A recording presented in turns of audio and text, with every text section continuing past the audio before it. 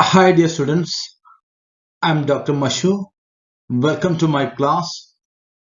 Today I would like to discuss plant cloning vectors. Okay, in recombinant technology, I would like to discuss plant cloning vectors. In that, first I would like to discuss TI plasmid vectors. Okay, TI plasmid cloning vectors.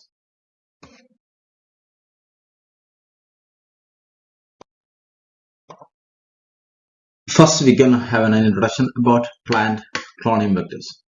Okay, the cloning vectors for plants were developed in 1980s. Okay, the cloning vectors for the plants were developed in the 1980s, and this development of cloning vectors which leads to the development of genetically modified crops. Okay, the plant cloning vectors was developed in 1980s, and this development of this cloning vectors is led to the creation or the development of genetically modified crops or GM crops.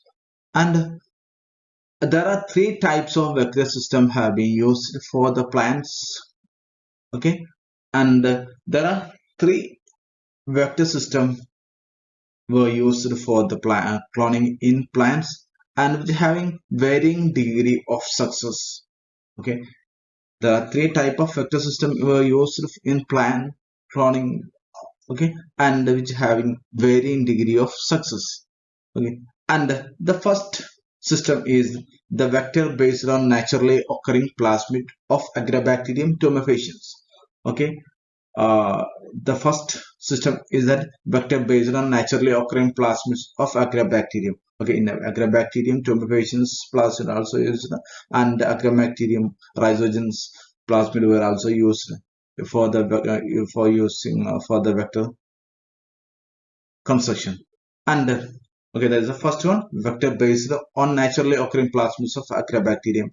And the second system is that direct gene transfer using various type of plasmid DNA. Okay, second system is direct gene transfer using various types of plasmid DNA. Okay, in this case we are using direct gene transfer technique.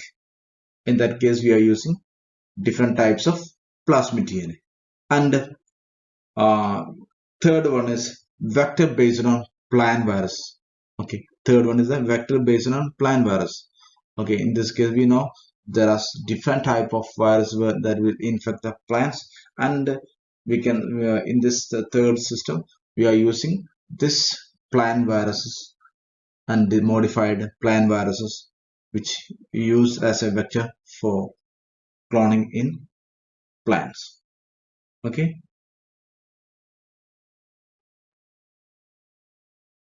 now we can discuss about TI plasmids as a vector. Okay, TI plasmids as a vector. In our previous class, we had discussed about TI plasmid, tumor-inducing plasmid, which is present in the agrobacterium tumefaciens, and the TI plasmids uh, will cause, okay, this agrobacterium will cause crown gall disease in dicotyledonous plants due to the presence of TI plasmid in agrobacterium tumefaciens. Okay, and the TI plasmid means tumor inducing plasmid. Okay, and the wild type TI plasmid, okay, that means naturally occurring TI plasmids are suitable to use as a vector in recombinant DNA technology. Okay, the naturally occurring means wild type TI plasmid is not suitable to use as a vector in recombinant DNA technology because the tDNA portion of this TI plasmid contain oncogenes. Okay, we already discussed in previous class that the tDNA portion of this TI plasmid contain oncogenes and that cause cancerous growth in the recipient plant cell. Okay, the wild type TI plasmid contain tDNA portion, and that tDNA contains some oncogenes. That oncogenes will cause cancerous growth in the recipient plant cell. So that's why we cannot able to use the wild type TA plasmid as a vector in recombinant DNA technology. Okay, so to make that TA plasmids as an ideal vector and to able to regenerate plant efficiently. Okay, to make that TA plasmids as an ideal vector to regenerate plants efficiently, we must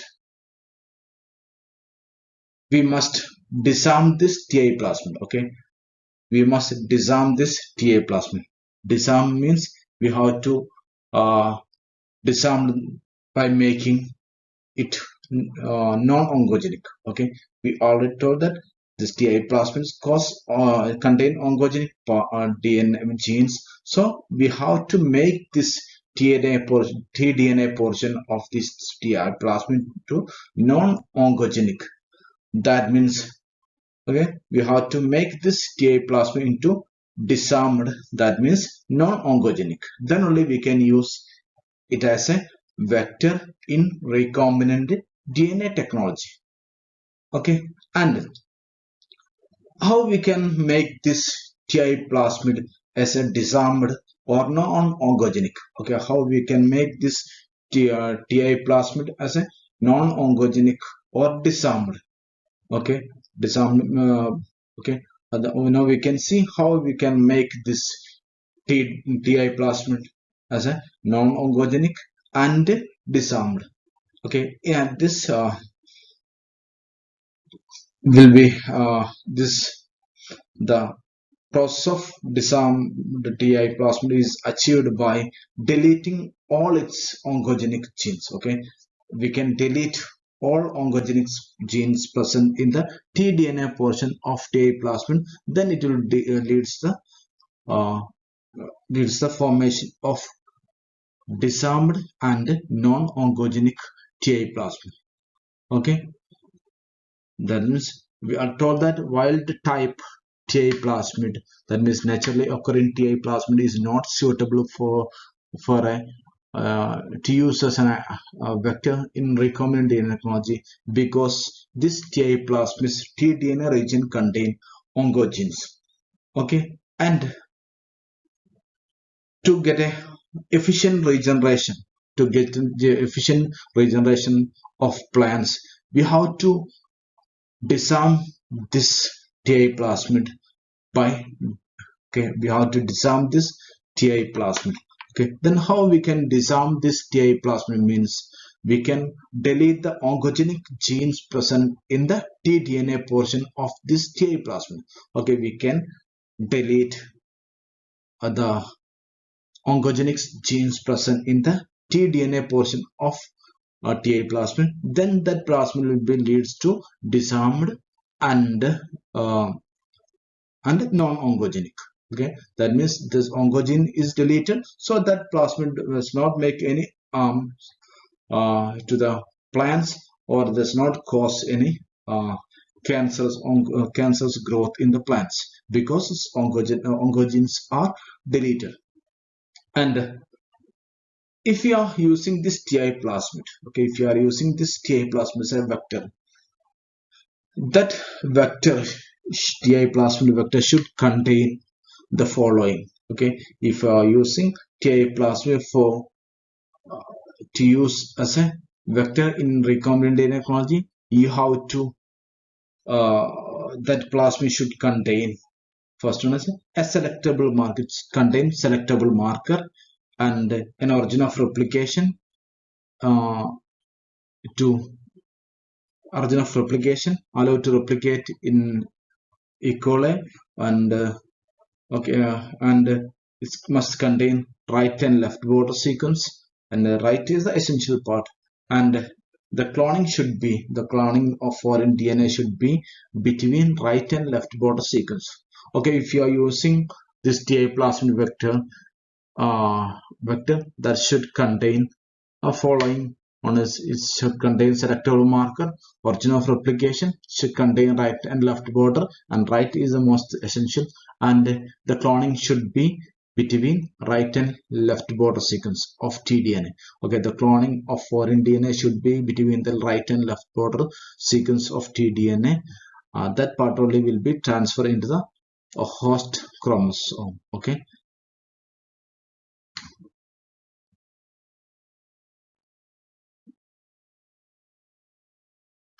And the main problem when at the time of development of TI plasmid as a vector, there is the impossibility of unique restriction site within a plasmid of 200 kb in size. Okay, the main problem in the development of TI plasmid as a vector, there is the impossibility of, that means absence of unique restriction site in the large plasmid of large TI plasmid that is around 200 kb in size.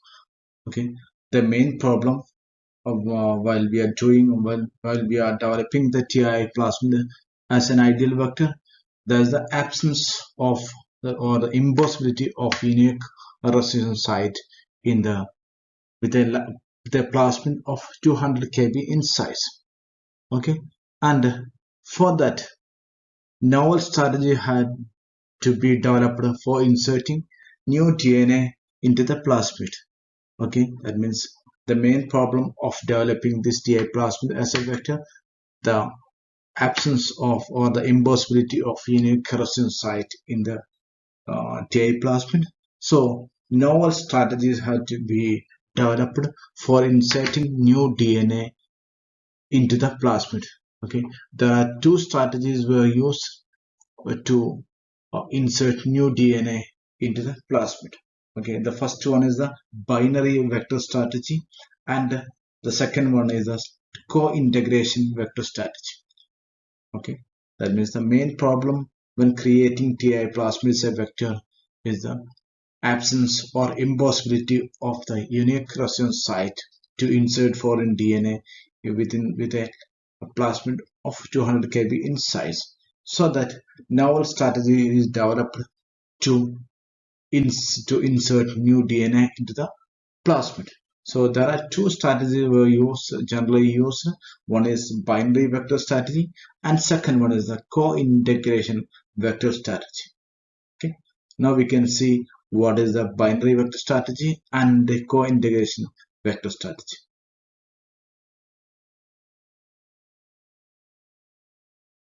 First we can see the binary vectors. Okay, first we can see the binary vector system. Actually, the idea of developing binary vector system is developed from a discovery. Okay, from a discovery, the development of binary vector system is formed. Okay, in a the scientists were discovered that it is no need to present both virulent genes and tDNA portion in a same plasmid. Okay, it is no need to present virulent gene and tDNA portion on a same plasmid to transfer tDNA and insert it into host or plant chromosome. Okay, we know that to insert tDNA portion into the host chromosome, that bacteria need virgins, okay, virulence genes. But the scientists discovered that it is no need to present virulent gene and tDNA portion on a same plasmid to transfer tDNA into the plant genome. So from this finding, the scientists were got idea to develop binary vector system.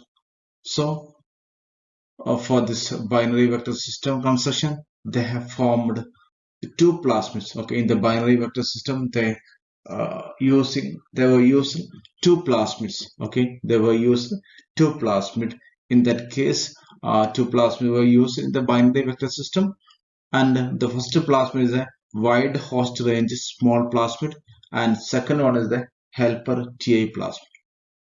Okay, in this binary vector system, the idea of formation of binary vector system was developed from a discovery, the scientists were discovered that it is no need to present virulent genes and tDNA portion in the same plasmid to transfer tDNA and insert into the host chromosome.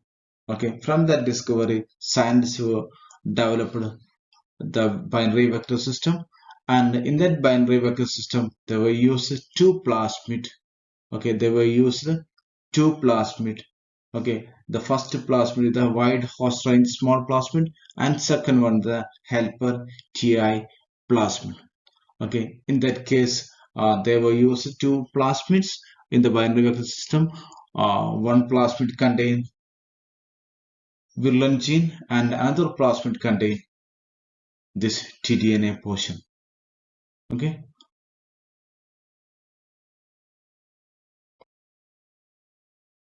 Now we can see the two plasmids which are used in binary vector system.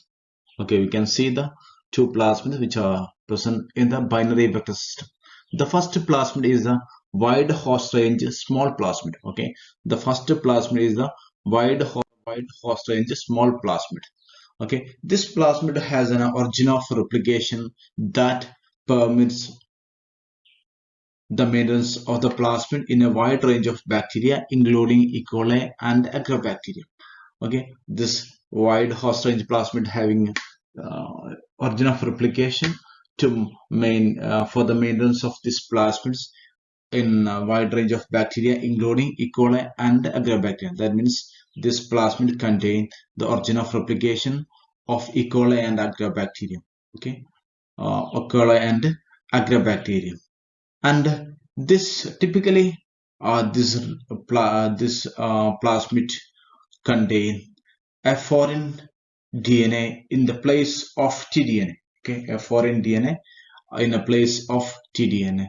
Okay, this is the place of tDNA. Okay, this is the place of tDNA. This is the place of tDNA. This is the new inserted DNA portion. Okay, inserted DNA portion, and it having a left border sequence and right border sequence, and it having a selection and a marker for selection and maintenance in both E. coli and agrobacterium tumefaciens. Okay, it having a marker for selection in agrobacterium and E. coli. Here you can see laxin and some antibiotic genes will also present here for the selection in E. coli and agrobacterium tumefaciens. And it also contain a selectable marker for plants. Okay, and a selection marker for plants. Here you can see kanamycin rosin gene, that is a present marker present for the selection in plants. And this plasmid, you can see the here tDNA portion is there, but here you can't find any oncogenes here. Okay, like tDNA oncogenes, another auxin, cytokine, or pain gene is there actually in the present in the normal tDNA portion, but here you cannot see any that oncogenes. That's why this DNA portion never cause any crown gall disease, and that's why this plasmid called as a disarmed plasmid. Okay, called as a disarmed plasmid. Okay, because these oncogenes are removed. And the second plasmid is known as a helper TA plasmid. Helper TA plasmid. Okay, helper TA plasmid. Okay. Here you can see the wide host range plasmid. The tDNA portion is present here. Okay, we told that the tDNA portion is present here, and foreign DNA will be inserted into this resin sites. Okay, and the second plasmid is the helper TA plasmid. Helper TA plasmid means this you can see the tDNA portion of this helper plasmid is removed. Okay, tDNA portion is removed, but it's only contain one gene. Okay, one gene, this origin virulence gene. Okay, virulence gene. Okay, it's only contain virulence gene. Okay, only contain virulence gene, but this tDNA portion is removed. Actually, the role of this plasmid is to help this plasmid to transfer this part, tDNA portion, into the plant chromosome. Okay, plant genome. why this name of name helper means helper tail plasmid means this does not contain any DNA portion, and that's why it's cannot able to transfer any part of DNA into the host chromosome. But this virulent gene is essential to transfer this tDNA portion into the host chromosome. That's why this plasmid helps to transfer this plasmid to transfer this uh, tDNA portion in the host chromosome. That's why this plasmid is called as a helper TI plasmid. Okay, in the binary vector system, there are two type of plasmids. Two plasmids we are using, and the first one is the wide host range small plasmid. Wide host range small plasmid. In that case, it's that host that plasmid contain the origin of replication of E. coli and agrobacterium tumefaciens for to replicate for it helps to replicate and that permits to maintenance the maintenance of plasmids in both E. coli and agrobacterium. And this plasmid contains following part: a foreign DNA in place of tDNA. Okay, foreign DNA in place of this is the right border and left border. This part is known as a actually this tDNA portion, but the genes of tDNA, the normal tDNA genes are removed, and we have inserted a new DNA, a new DNA here. Okay, and here this side we can clone the that's desired gene. Okay, these are all of the foreign DNA part, but that's why this plasmid is a disarmed plasmid, since we have removed the oncogenic genes present in the tDNA portion. Okay, and this plasmid also contain selectable marker for bacteria, selectable marker for bacteria, antibiotics, one antibiotic gene also present here, and it's also contain a selectable marker for plant, and so we see that there is no oncogenes are present here, so this plasmid is called as a disarmed plasmid. And the second plasmid, okay, the second plasmid is the helper TA plasmid. Helper means which helps help to transfer DNA to this plasmid. Okay, helper plasmid, you can see here only virulence gene is there in origin of replication, but this tDNA portion is removed, so it cannot able to there is no part of DNA here to transfer. So this virulent genes will help to transfer this tDNA portion into the host chromosome. Okay, host chromosome. That's why this plasmid, this virulent gene helps to transfer this DNA portion into the host chromosome. That's why this plasmid is called as a helper TI plasmid. Now we can see how we'll transform this binary vector system into the plant cell. Okay, how we'll transform this binary vectors into the plant cell. Okay, for that we have to transfer this helper TA plasmid and recombinant small plasmid. Okay, this is a recombinant small plasmid. Here we'll insert the beside DNA, and this is a recombinant small plasmid, and we'll transfer this recombinant TA plasmid, recombinant small plasmid and helper TA plasmid into the agrobacterium tumefaciens.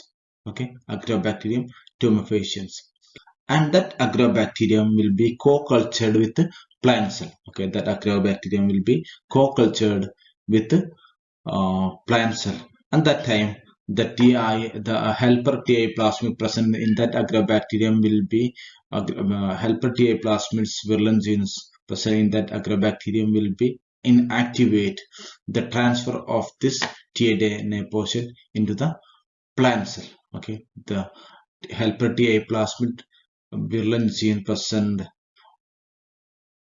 virulent genes activate the transfer of this tDNA portion into the plant chromosome. Okay, so in the transformation of binary vector into the plant chromosome, in that case we'll transfer both small plasmid and helper TI plasmid into the agrobacterium tumefaciens. At that time, this virulent gene of this helper TI plasmid that will activate this tDNA portion to transfer this tDNA portion into the host chromosome. This is a method of transformation of binary vectors into the host chromosome. Okay.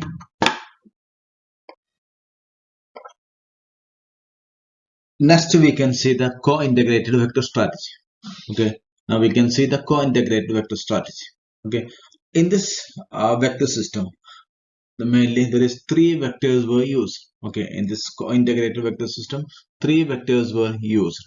The first vector is the intermediate vector, and second is the helper plasmid, and third one is a modified or disarmed TI plasmid. Okay, in co-integrated vector system, there are three vectors used. One is intermediate vector, and second one is a helper plasmid, and third one is a modified or disarmed TI plasmid. Okay, and the intermediate vector. Okay, the intermediate vector that is used in co-integrated vector are small PBr322 based plasmid. Okay, they are small PBr322 based plasmid vectors. That means that is an E. coli vector that's containing a DNA fragment. Yes, okay, and that containing a tDNA fragment.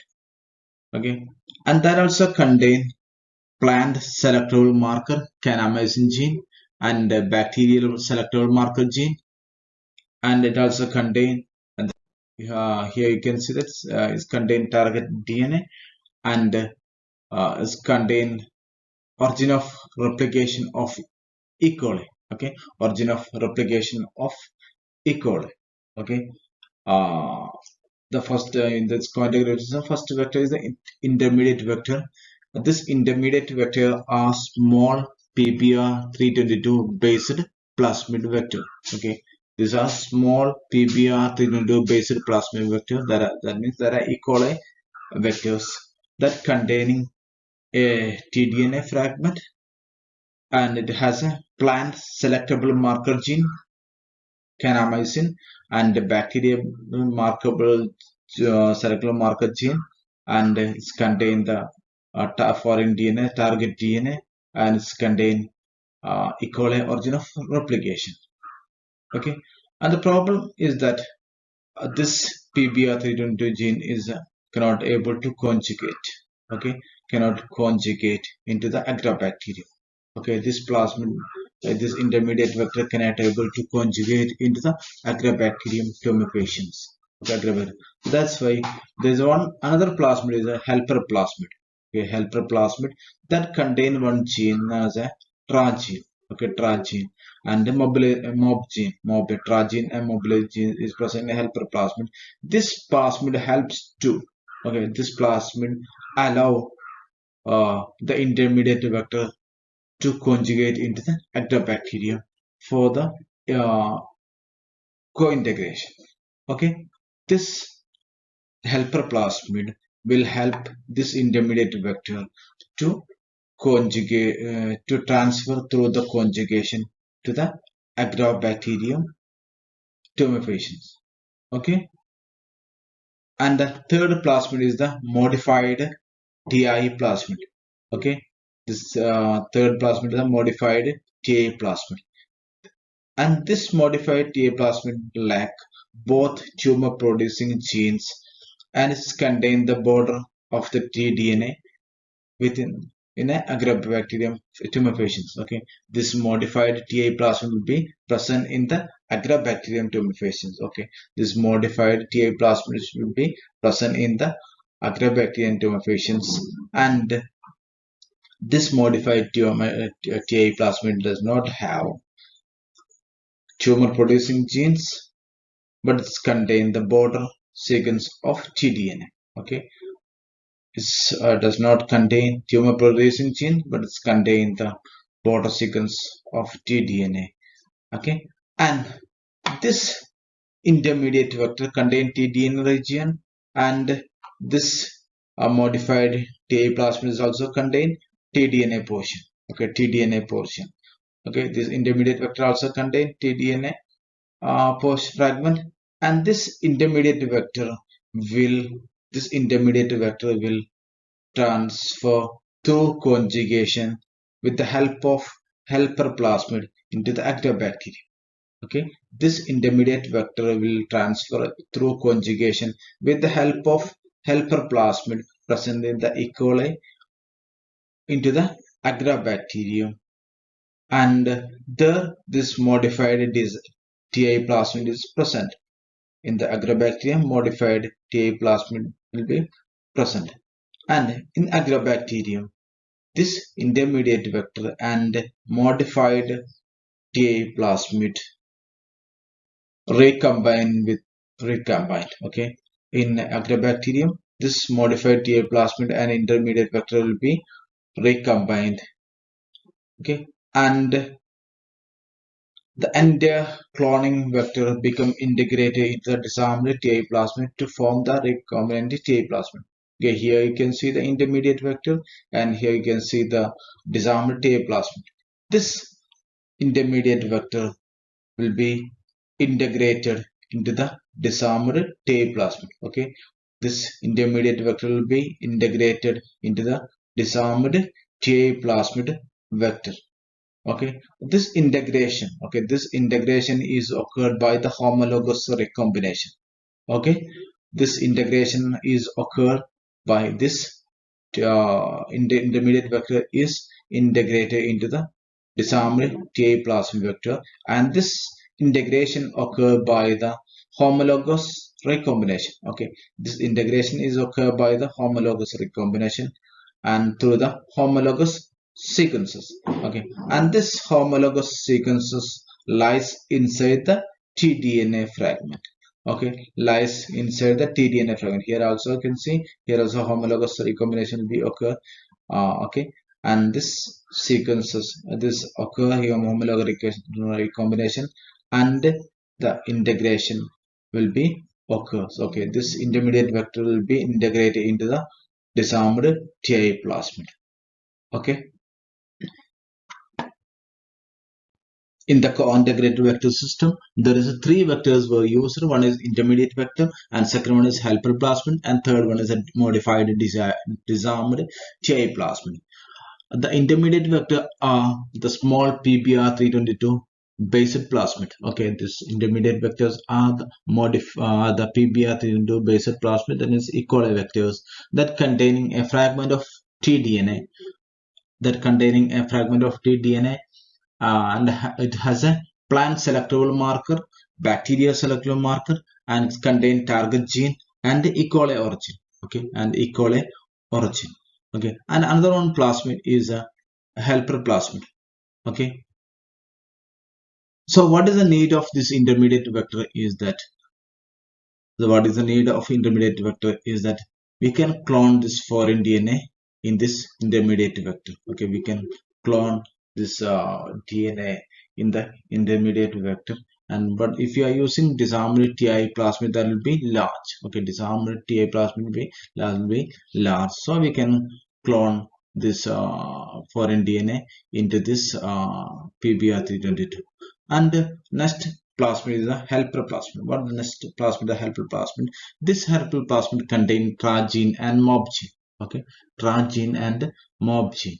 Okay, for the co-integration process, we have to transfer this intermediate vector into the we have to transfer the intermediate vector from E. coli to the agrobacterium. Okay, we have to transfer the intermediate vector into the agrobacterium from E. coli, but this intermediate vector cannot able to transfer through the conjugation. Okay, cannot able to transfer this intermediate vector through conjugation. That's why this helper plasmid, okay, this helper plasmid will help to transfer the intermediate vector from E. coli into agrobacterium tumefaciens. And the third plasmid is a modified TI plasmid. This modified TI plasmid does lack the tumor producing genes in the tDNA, and it contains the border sequence of the tDNA, and that modified TI plasmid will be present in the agrobacterium.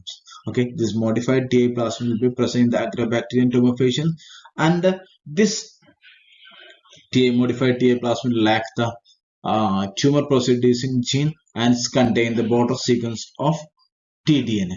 Okay, and when this intermediate vector reach into the agrobacterium through conjugation, that time this intermediate vector, okay, this intermediate vector will be integrated into the disarmed TA plasmid. Disarmed TA plasmid. Okay, this integrated vector will be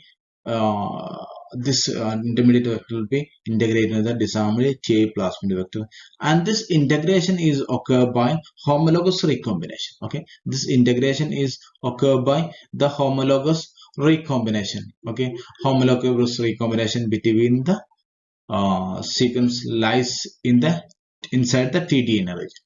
Okay, the homologous recombination is occurred by the homologous sequence lies inside the tDNA region. Okay, here you can see this two genes, tDNA portion go for integration, homologous recombination, and we got a co-integrated vector. Okay, co-integrated vector. Okay, now this vector having Willem's gene here and the tDNA portion is here. Willem's gene and tDNA portion in a single vector.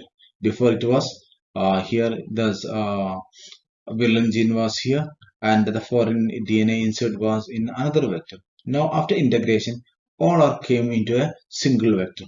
Okay, all are came to single vector. So this Willem's gene will helps. Willem's gene will helps. Okay, Willem's gene will help to transfer this tDNA region to the plant chromosome. Okay, plant chromosome. Okay, plant chromosome. Okay, plant chromosome. This co-integrated vector having Willem's gene and all foreign DNA. All this marker is the so this Willem's gene will helps to transfer this region into the host chromosome. Host chromosome. Okay, when this intermediate vector reach in the agrobacterium tumefaciens from E. coli through the help of helper plasmid, this intermediate vector will be integrated into the disarmed TA plasmid present in the agrobacterium. Okay, disarmed TA plasmid, integrated disarmed TA plasmid present in the agrobacterium, and it form a co-integrated vector. Okay, and it form a co-integrated vector, and it form a co-integrated vector. In this co-integrated vector having Willem's gene that helps to transfer this for tDNA portion into the host plant cell. Okay, host plant cell. This is the co-integrated vector system. Okay, co-integrated vector system. Okay, when we are co-culture this co-integrated vector containing agrobacterium tumefaciens, that time this agrobacterium will transfer this recombinant tDNA portion in the plant cell. Okay, this is the co-integrated vector system. Okay, by using this binary vector system and the co-integrated vector system, the size of this TA plasmid will be reduced. The size of TA plasmid will be reduced, and it's possible to carry maximum amount of gene into the host chromosome. And okay, this is the co-integrated vector system. So these are the vectors used in TA plasmid. That is a binary vector system and co-integrated vector system. I hope you understood this class. Thank you. Thank you for listening.